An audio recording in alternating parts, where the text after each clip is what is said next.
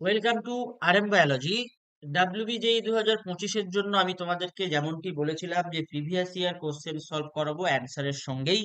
তো সেটা আমি আজকে থেকে শুরু করছি। আজকে প্রথম পিওয়াই কিউ সলভ, সেটা কিন্তু কেমিস্ট্রির।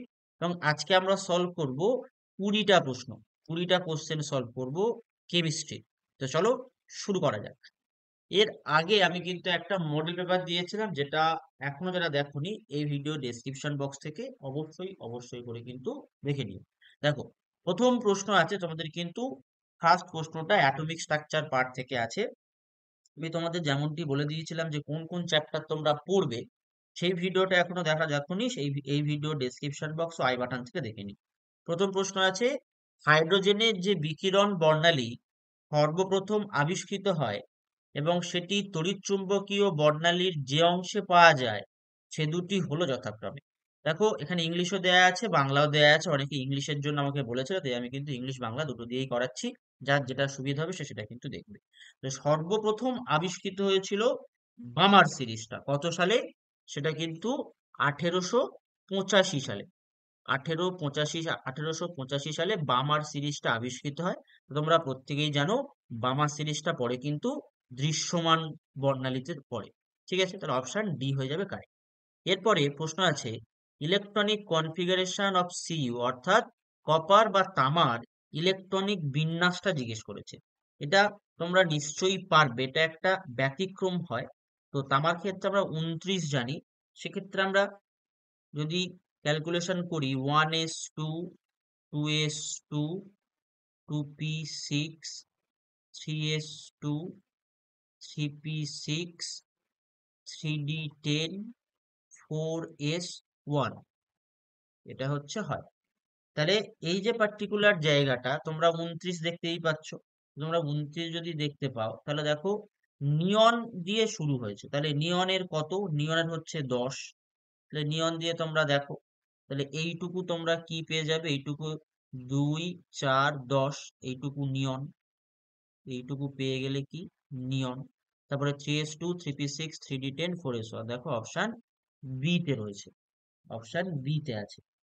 তারপর পরবর্তী প্রশ্ন যদি আমরা চলে যাই, যে অ্যাজ পার ডিবগলি ফর্মুলা, অর্থাৎ ডিবগলি সূত্রানুযায়ী 100 গ্রাম ভর ও 100 সেন্টিমিটার পার সেকেন্ড যুক্ত একটি অতিকায় কণার তরঙ্গ দৈর্ঘ্য হলো। তো মোটামুটি এটার যদি তোমরা অ্যান্সার করো, তাহলে সেক্ষেত্রে সূত্র কিন্তু একটাই সূত্র, ওয়েভলেন্থ বা যেটা হয় lambda, lambda equal to H by M V. যেখানে দেখো এম এর মানটা কিন্তু দেয়াই আছে 100 গ্রাম, আর ভির মানটা দেয়া আছে 100 সেন্টিমিটার সেকেন্ড ইনভার্স। এবারে যদি আমরা সূত্রে এটাকে কন্টিনিউয়াসলি ফেলে দিই, তাহলে দেখো অপশান যেটা হবে, তো কি কি আছে? 6.66 ইন্টু 10⁻29, তারপরে আছে 6.66 ইন্টু 10⁻30, তারপরে আছে কিন্তু দেখো 66 ইন্টু 10⁻−31। প্ল্যাঙ্কের কনস্ট্যান্টের মান তোমরা জানো। তো সেখান থেকে যদি আমরা করি তাহলে আমরা পাচ্ছি অপশন সি। এই ক্যালকুলেশনটা তোমরা যদি করো তাহলে তোমরা কি পাবে? তোমরা উত্তর পাবে কিন্তু অপশন সি উত্তর পাবে। ঠিক আছে, এরপরে পরবর্তী প্রশ্ন, এক মোল কোনো আদর্শ গ্যাসে 2 atm চাপে ভি ভার্সেস টি লেখচিত্রে প্রবণতার মান এত হলে আদর্শ সার্বিক গ্যাস ধ্রুবক আর এর মান এখানে জিজ্ঞাসা করা হয়েছে। তাহলে এই জায়গাটায় যে সূত্রটা পড়বে, সেই সূত্রটা হচ্ছে, যদি আমরা চারের ক্ষেত্রে দেখে নিই, চারের ক্ষেত্রে যদি আমরা ক্যালকুলেশন করি, তাহলে এখানে যে সূত্রটা পড়বে সেটা হচ্ছে পিভি ইকুয়াল টু এনআরটি। সেখান থেকে V equal to NRT P plus C, অথবা V equal to R T by P plus 0, কারণ এটা হচ্ছে 1 মোলের জন্য। এবার যখন ভি আর টিটা আমরা প্লট করব, তাহলে তার স্লোপটা এই পার্টিকুলার আর বাই পি যেটা হবে সেটা ডিনোট করবে। তাহলে এখানে কিন্তু আমরা কি লিখতে পারি? Slope equal to R by P, সেখান থেকে X equal to R by 2। তাহলে R equal to 2x L ATM mole inverse আর কেলভিন ইনভার্স। দেখো কোন অপশানে আছে, দেখো ATM mole inverse kelvin inverse 2x litre, সেটা হচ্ছে তোমার আছে হচ্ছে অপশান সি তে। সি তে, অপশান সি তে আছে। চারের তাহলে উত্তর কি হয়ে গেল? চারের উত্তর হয়ে যাবে অপশান সি।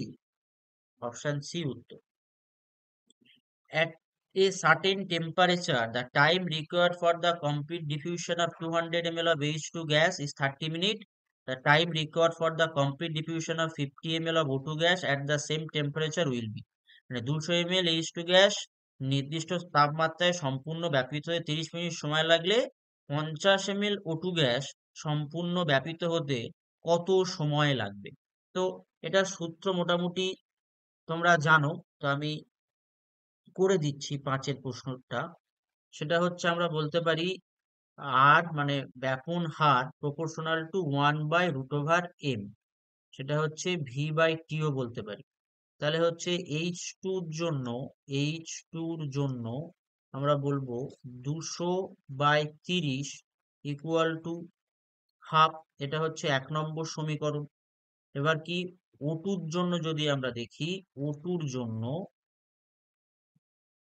জন্য যদি আমরা দেখি, তাহলে আমরা কি বলতে পারি 50/t 1/√32, এটা হচ্ছে 2 নম্বর সমীকরণ। এটা 2 নম্বর সমীকরণ। তাহলে আমরা যদি 1 নম্বর আর 2 নম্বর সমীকরণটা ক্যালকুলেশন করি, আমরা কত পাচ্ছি? আমরা পাচ্ছি এটা। তাহলে t ইকুয়াল টু আমরা কত পাচ্ছি? 16 × 30 × 50/200, তাহলে 4 × 30/4, তাহলে হচ্ছে 30 মিনিট। 30 মিনিট, দেখো কোন অপশানে আছে 30 মিনিট? 30 মিনিট অপশান বি তে রয়েছে। 30 মিনিট অপশান বি। এরপর এটার ইউপ্যাক নামকরণ জিজ্ঞাসা করেছে। এটার ইউপ্যাক নামকরণ জিজ্ঞাসা করেছে। তাহলে যদি আমরা নাম্বারিং করা শুরু করি, 1, এটা 2, এটা 3, এটা 4, এটা 5, এটা 6, এটা 7। তাহলে দেখো কোনটা হতে পারে। 6-এর ক্ষেত্রে সব থেকে লংগেস্ট 7 হচ্ছে, তাহলে কম্পাউন্ডের নাম হচ্ছে 5,6 ডাইমিথাইল 2-ইন। 5,6 ডাইমিথাইল, তারপরে হচ্ছে হেপ্ট আসবে একটা 2-ইন, তাহলে অপশান এ। ঠিক তারপরে the reagent to carry out the following conversion আর, মানে এই পরিবর্তনটা ঘটার জন্য কোন বিকারকগুলি আমাদের প্রয়োজন পড়বে। প্রথম যেটা আছে সেখানে যদি আমরা NaNH2 দিই, একদম ফার্স্ট যদি আমরা এই NaNH2 ব্যবহার করি, মানে Me যেটা আছে সেখানে আমরা প্লাস NaNH2 ব্যবহার করলে আমরা পাবো MECNA। তারপরে এখানে আমরা যদি যেটা আছে CH3I ব্যবহার করি, আমরা পাবো MECCH3। এটাতে যদি আমরা HGSO4 আর ডাইলুট মানে এই পার্টিকুলার জায়গাটা ব্যবহার করি, তাহলে আমরা পাচ্ছি MECH double bond COH CH3। এখান থেকে টটোমেরিজেন যদি হয়, টটোমেরিজেন হলে আমরা কি পাবো? MECH2 C double bond O CH3, বা যেটাকে আমরা বলতে পারি ME ডবল বন্ড ME, এটা। তাহলে অপশন ডি হচ্ছে কারেক্ট। এরপর the correct order of decreasing HCH angle in the following molecule, মানে HCH কোণের ডিক্রিজিং অর্ডারটা কি হবে? তাহলে এটা মোটামুটি আমরা জানি যে 120 হয়, মোটামুটি 120 হয়। তাহলে সেক্ষেত্রে আমরা দেখতে পাবো যে উত্তরটা যেটা হয়ে যাবে সেটা হচ্ছে অপশন বি। এটা হবে অপশন বি। এর পরবর্তীতে কোন পরমাণুর কেন্দ্র থেকে একটি পজিট্রন নির্গত হওয়ার ফলে সৃষ্ট অপত্য পরমাণুর ভর সংখ্যা একই থাকে, কিন্তু পারমাণবিক ক্রমাঙ্ক কি হয়? এটা কিন্তু প্রশ্ন করা হয়েছে। তো যদি এটা দেখো কি আছে, 1 একক হ্রাস পায়, 2 একক হ্রাস পায়, 1 একক বৃদ্ধি পায়, অপরিবর্তিত থাকে। তাহলে আমরা যদি এখানে এটার অ্যান্সারটা করি, তাহলে হচ্ছে প্রথমে আমরা একটা প্রোটন নিয়ে কাজ করি। সেখানে যদি আমরা এই নিউট্রনটা দেখি, তার সঙ্গে একটা যদি আমরা পজিট্রন অ্যাড করি, তাহলে হচ্ছে আমরা কি দেখতে পাবো? আমরা পাবো হচ্ছে নিউট্রিনো। আমরা পাবো হচ্ছে নিউট্রিনো। তাহলে কি হবে? The atomic number decrease by 1 unit. তাহলে 1 একক হ্রাস পাবে, ডিক্রিজ বাই 1 ইউনিট। তাহলে হচ্ছে অপশন এ। এবারে বলছে বিটা নিঃসরণের সঙ্গে সর্বদা যুক্ত থাকে। বিটা নিঃসরণের সঙ্গে সর্বদা যুক্ত থাকে কিন্তু অ্যান্টি নিউট্রিনো। অ্যান্টি নিউট্রিনো থাকবে, তার সঙ্গে আমরা কি কি পাবো? Proton. Proton along with anti neutrino. তাহলে এখানে দেখো অপশনে আছে অ্যান্টি নিউট্রিনো আলফা কণা, আলফা কণা গামা রশ্মি, অ্যান্টি নিউট্রিনো গামা রশ্মি, অ্যান্টি নিউট্রিনো আর পজিট্রন। তাহলে আমরা দেখবো অপশন সি হবে কিন্তু সঠিক উত্তর, অপশন সি। এরপরে যদি আমরা দেখি 4 gases PQR and S have almost same value. ঠিক আছে, সবার মান সমান, একটা মানের ক্রম দেয়া আছে। সমান তাপমাত্রায় এই 4টি গ্যাসের মধ্যে সব থেকে সহজে তরলীকৃত কে হবে? Higher the value of A, more will be the tendency to get liquefy. অর্থাৎ এর প্রবণতা, এর ভ্যালু যার বেশি, তার কিন্তু বেশি তাড়াতাড়ি তরলে পরিণত হওয়ার একটা প্রবণতা সে দেখাবে। তাহলে এক্ষেত্রে এর মানটা কার বেশি দেখতে পাচ্ছি আমরা? এর মানটা আমরা পি দেখতে পাচ্ছি, পি। তাহলে অপশন এ। ঠিক তারপরেই দেখো এটা নিচের গঠনগুলির মধ্যে যেটি অপরগুলির সংকন্দনশীল গঠন অর্থাৎ রেজোনেটিং স্ট্রাকচার, সেটা নির্ণয় করতে হবে। তাহলে রেজোনেটিং স্ট্রাকচার নয় বলেছে, 4 নম্বর যেটা দেখতে পাচ্ছ পার্টিকুলার এইটা, এটা কিন্তু কোনো রেজোনেটিং স্ট্রাকচার নয়, এটা আমরা রেজোনেটিং স্ট্রাকচার দেখতে পাচ্ছি না। তাহলে হচ্ছে অপশন ডি। এরপরে যদি আমরা দেখি the compound that will have permanent dipole moment among the following is, তাহলে কার স্থায়ী ডাইপোল মোমেন্ট আছে সেটা আমাদের ক্যালকুলেট করতে হবে। ঠিক আছে, তাহলে দেখো symmetrical molecules and symmetrical trans alkyne have net dipole moment 0 হয় সবসময়। তাহলে এখানে কোনগুলো সিমেট্রিক্যাল আছে তোমরা একটু দেখে নাও, কোনগুলো সিমেট্রিক্যাল আছে। তো এক্ষেত্রে যেটার স্থায়ী দ্বিমেরুভ্রামক থাকবে সেটা কিন্তু 1 নম্বরটা স্থায়ী দ্বিমেরুভ্রামক থাকবে। ট্রান্স সিমেট্রিক্যাল অ্যালকেন সেটা হচ্ছে এইটার, তারপরে এটা, তাহলে কি দেখতে পাচ্ছি নেট 0। এইটার ক্ষেত্রেও কি হবে? এটার ক্ষেত্রে নেট 0, এটার ক্ষেত্রে নেট 0, এটার ক্ষেত্রেও নেট 0, শুধুমাত্র এটার ক্ষেত্রে 0 হবে না, কোনো কিছু একটা মান থাকবে। এরপর যদি আমরা চলে আসি নিচের গঠনগুলিতে তীর দ্বারা চিহ্নিত বন্ধনগুলি দৈর্ঘ্যের সঠিক অধক্রম হলো, এই যে প্রশ্নটা রয়েছে, এই প্রশ্নের ক্ষেত্রে আমরা দেখব উত্তর হয়ে যাবে কিন্তু 14 নম্বর যেটা আছে সি। কেন হচ্ছে? এটা হচ্ছে তোমার the length of the carbon carbon single bond is always greater than that of carbon carbon double bond। Single bond আর ডবল বন্ডের মধ্যে সবসময় যারা ডবল বন্ড করে তাদের কিন্তু একটা বন্ড লেন্থ একটু বেশি হওয়ার প্রবণতা থাকে, সেক্ষেত্রে অপশন হয়ে যাবে অপশন সি। এরপরে an atomic nucleus having low np ratio tries to find by stability, একটি কম n/p অনুপাত সম্পন্ন পারমাণবিক কেন্দ্র যেভাবে স্থায়িত্ব লাভ করে, দেখো সেটা কি হবে? Emission of the positron result in the conversion of proton into neutron. তাহলে এই যে ব্যাপারটা আছে, এটার ক্ষেত্রে আমরা বলতে পারি দ্য এমিশন অফ পজিট্রন, পজিট্রনের কি হবে? এমিশন হবে, হয়ে স্থায়িত্ব পাবে। এরপরে এটা এটা কিসের এক্সাম্পল? দেখো যে এক্সাম্পল গুলো দেয়া আছে, এটা isotope, isobar, isobar, isotone, isotone, isotope, isobar, isotope. এটা কিন্তু খুব সহজ সরল একটা প্রশ্ন। ঠিক আছে, খুব সহজ সরল একটা প্রশ্ন। দেখো প্রথমটার ক্ষেত্রে যদি আমরা দেখি, তাহলে আমরা দেখতে পাবো মাস নাম্বারটা সেম আছে, মাস নাম্বারটা সেম আছে, কিন্তু অ্যাটমিক নাম্বারটা ডিফারেন্ট আছে। তাহলে এগুলোর ক্ষেত্রে আমরা কি বলে থাকি? এগুলোকে আমরা বলি আইসোবার বলি। তাহলে অটোমেটিক্যালি এ আর সি কিন্তু ক্যান্সেল হয়ে গেল। এরপর যদি আমরা এই সেটটাতে দেখি, এই সেটটা দেখো ডিফারেন্সটা সেম, তাহলে এখানেও 16, এখানেও 16। এই যে ডিফারেন্সটা সেম, তাহলে এটাকে আমরা কি বলবো? আইসোটোন বলবো। তাহলে অপশনে আছে, অপশন বি তে আছে। এরপর যদি আমরা চলে আসি 16-তে, দেখো একটা অজানা তেজস্ক্রিয় মৌলকে এটা দ্বারা আঘাত করা হলো, করলে এই পার্টিকুলার জিনিসটার একটা নিউট্রন উৎপন্ন হলো। অজানা মৌলটি জিজ্ঞেস করেছে, অজানা মৌলটা আমাদের জিজ্ঞেস করেছে। যদি এখানে আমরা ক্যালকুলেশন করি, তো আমরা কিভাবে ক্যালকুলেশন করি? তাহলে অজানা মৌল আমরা ধরে নিই, অজানা মৌল এরকম, প্লাস এটা দেয়া আছে, সেখান থেকে আমরা কত পাচ্ছি? 98 CF246, ঠিক আছে, এটা আমরা পাচ্ছি। এটা আমরা পাই, এটা নিউট্রন হয় উৎপন্ন হয় বলা হয়েছে।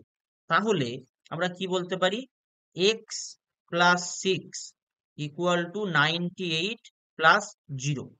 সেখান থেকে আমরা এক্স এর মান কত পাবো? 92। ঠিক similarly Y plus 12 equal to 246 plus 1। তাহলে সেখান থেকে আমরা ওয়াই এর মান কত পাবো? 235। তাহলে দেখো কোন অপশানে আছে? অপশান সি তে আছে। ঠিক এরপরেই কোনো একটি বিক্রিয়ার হার দেয়া আছে, পিএইচ এর মান 3 থেকে 1-এ পরিবর্তিত হলে বিক্রিয়ার হার 100 গুণ বৃদ্ধি পায়, বিক্রিয়াটির ক্রম কত হবে? ঠিক আছে, বিক্রিয়াটা ফার্স্ট অর্ডারের হবে। তো এটা আমরা ক্যালকুলেশন করি। দেখো, তাহলে গিভেন রেট দেয়া আছে কত? রেট ইকুয়াল টু দেয়া আছে, দেখো এটা এটা কিন্তু অলরেডি তোমাদের কোশ্চেনে দেয়াই আছে। এবার যদি আমরা ইনিশিয়াল পিএইচ ধরি, ইনিশিয়াল অর্থাৎ প্রাথমিক পিএইচ ধরি, সেটা হচ্ছে 3। তাহলে হচ্ছে এইচ প্লাস ইকুয়াল টু আমরা কি বলতে পারি? 1 ইন্টু 10⁻³ তাহলে এবার ফাইনাল পিএইচ, ফাইনাল পিএইচ কত বলছে? Final pH 1।